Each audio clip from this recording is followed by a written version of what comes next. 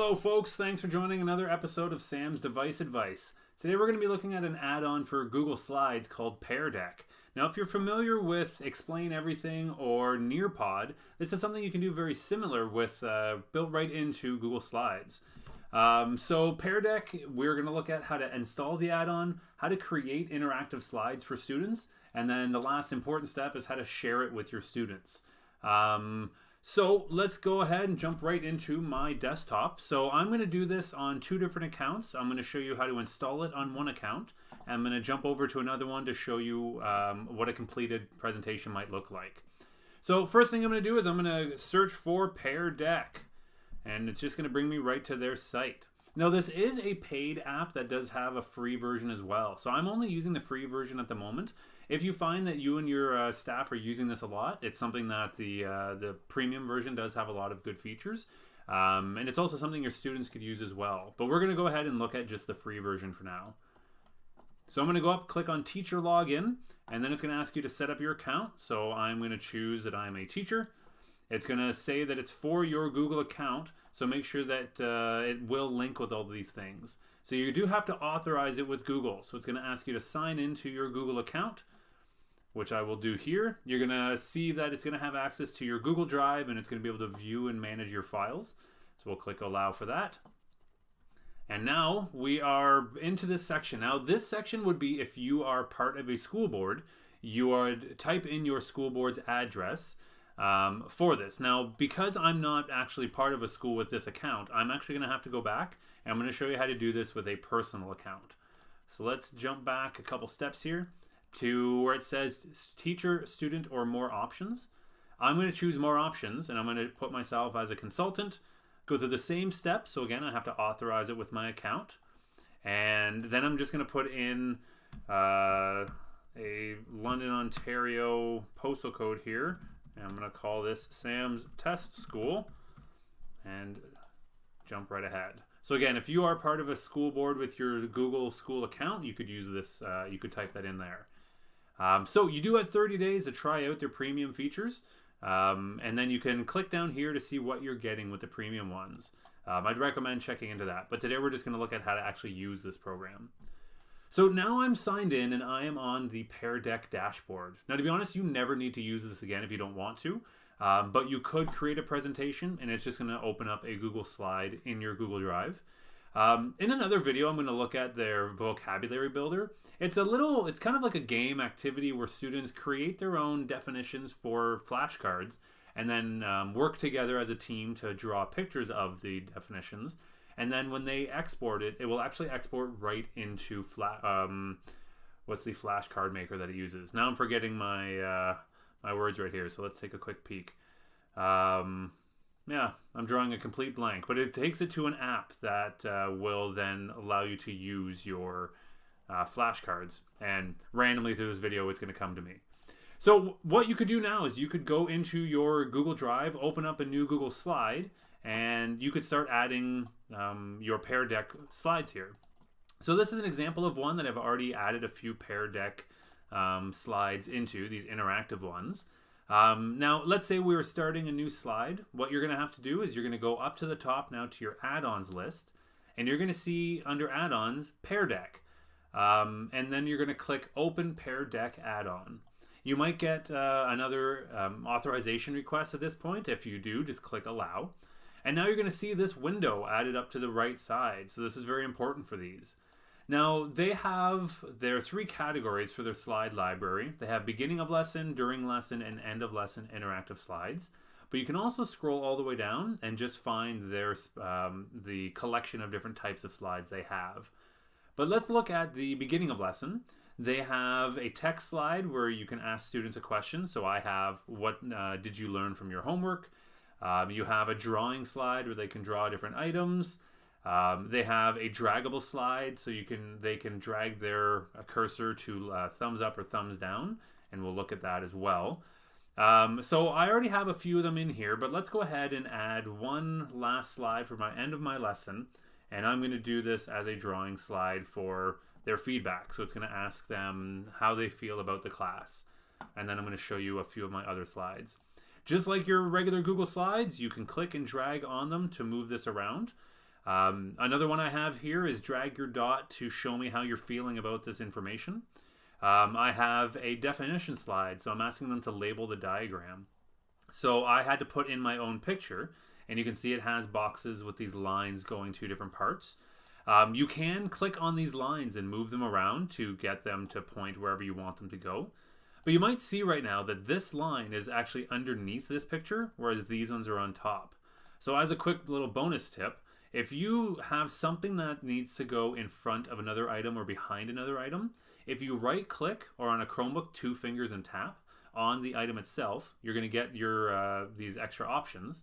And if I go to order, I can choose to bring these items to the front, to the back, or just up or down a layer. So I'm going to click bring to front, and now you're going to see that that line got brought up in front of this picture here. So again, I'm going to do that with this line. I'm going to drag it to where I want to point. But because it's underneath, I can click on it, right click, go to order, and then bring to front. Oh, I right clicked by accident there. Okay, so now I have my slides. This is a garbage lesson. Don't judge me on this. But I want to use this to present to my class. So with my Pear Deck add-on still open, I can press present lesson. As a note, you can publish your lesson for other people to use and post it live online, and you can share that link so other teachers could use your presentation as well. But I'm going to click present lesson, and it's going to open up a new tab for me. So this is the slides launcher from Pear Deck. So you're going to put this on your smartboard or on your projector, whatever you're using, and it's going to pop up a link for your students to go to, and then a code. So I'm going to split my screen again. So as a tip, if you this works on a Chromebook or on Windows, click and drag your window all the way to one side of your monitor, and you're going to see that it takes up half the page. So if I let go, it's going to snap that way, and I'm going to snap my quote-unquote students view to my other side. So this is me presenting on my smartboard. This is what my students would see on their Chromebooks. So my students are going to go to joinpd.com and click or type enter. It's going to ask them to sign into their Google account. So again, they'll use their school account. I'm using my sample student Gmail account here. And then it's going to ask them to type in this code. So that way you only get the students in your classroom at that time for this. And now on my screen, it's going to tell me how many students I have connected. Once the student's ready to go, now I have my one. So that way you can tell if everybody's logged in or if you're waiting for somebody in particular. And it's just asking your kids how they're feeling before they start. And we should be ready to go. So when I'm ready to click start class, we will be on our way. So it looks kind of wonky, but if I go full screen, this is what it would look like for the students. So on your teacher's view, you have your options down here to change from slide to slide. You have a list of how many students have responded to each question. This is your status, so whether you're presenting or not. Once your students start giving you responses, you can show them to the whole class by clicking this button. I can lock my students' screens, so that means that it completely closes out what they're looking at, and I'll show you what that means. On the fly, I can add some live questions and get some of these interactive slides to drop right in. And then if I click on my overflow, my three dots here, the other option that I'm going to turn on at one point is turn on student paste. Because right now, kind of like a Nearpod, as I change through my slides, my students change through as well. They can't go back and forth yet until I let them. But when I click on the three dots on my side, turn on student paste, now my students have the option to go through the slide whenever they want to. So you can control up to a certain point, and then when you want to take back control, you can turn this off, and then you can see that the students lose that button down there. So for my first page, this was a text one. So what my students will see is my slide and then a text window to the side. I learned a lot. This is a kind of response I get quite a bit. And then as your students write this, on your side, if you click on show responses, you're going to have your students' posts show up this way. Now it doesn't add their name, so this is something to keep in mind as you're presenting this.